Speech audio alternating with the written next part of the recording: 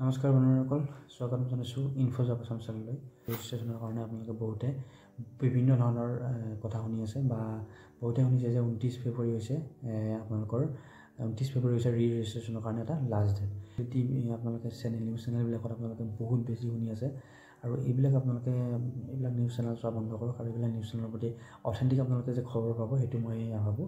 আপোনালোকে ভালদৰে ভাল এটা চেনেল আপোনালোকে ফ'ল' কৰে। সেইটো আপোনালোকৰ লাষ্ট ডেট নহয়। 29 তাৰিখে আপোনালোকে যে কৰিব লাগিব সেইটো কোনো কথা নহয়। আজি আপোনালোকক মই দেখুৱাই আছোঁ ছাৰ্ভাৰ ডাউন হৈ গৈছে।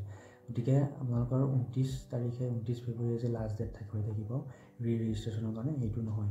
আৰু ৰেজিষ্ট্ৰেশ্যনটো এইকাৰণে কৰা হয়, আপোনালোকে ৰেজিষ্ট্ৰেশ্যন আগতে কৰিছে, আপোনালোকৰ এমপ্লয়মেণ্ট এক্সচেঞ্জ আপোনালোকে বনাই থৈছে, আপোনালোকে এক্সপায়াৰীও আছে, আপোনালোকৰ এক্সপায়াৰী ডেট কিছুমানে 2026লৈকে আছে, কিছুমানে 24 লাষ্টলৈকে আছে, ডিচেম্বৰলৈকে, কিছুমান 26লৈকে এক্সপায়াৰী ডেট আছে। গতিকে এইটো আপোনালোকে ৰেজিষ্ট্ৰেশ্যনটো কৰিলে যে এনেকুৱা নহয় আপোনালোকে নহ'ব, সেইটো নহয়।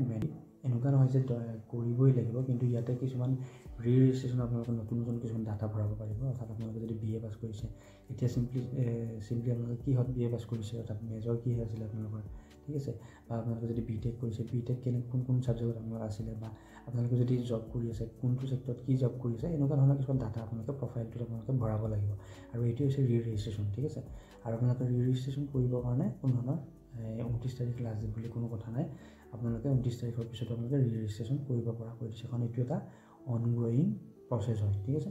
আৰু এইটো আপোনালোকৰ ৱেবছাইটটো মই এতিয়া আপোনালোকক দেখুৱাই দি আছোঁ। ইয়াতে চাওক, ৱেবছাইটৰ ছাৰ্ভাৰ ডাউন হৈ গৈছে আৰু ধুনীয়াকৈ ৰেজিষ্ট্ৰেশ্যন কৰিব পাৰিব, কোনো কথা নাই। এইটো আপোনালোকে 29 তাৰিখৰ পিছতো আপোনালোকে ৰেজিষ্ট্ৰেশ্যন কৰিবৰ কাৰণে একদম প্ৰব্লেম নহয়, ঠিক আছে। যদি আপোনালোকে ভিডিঅ'টো ভাল পায় তেনেহ'লে আমাৰ চেনেলটো ইনফোজব আসাম ছাবস্ক্ৰাইব কৰিবলৈ নাপাহৰিব।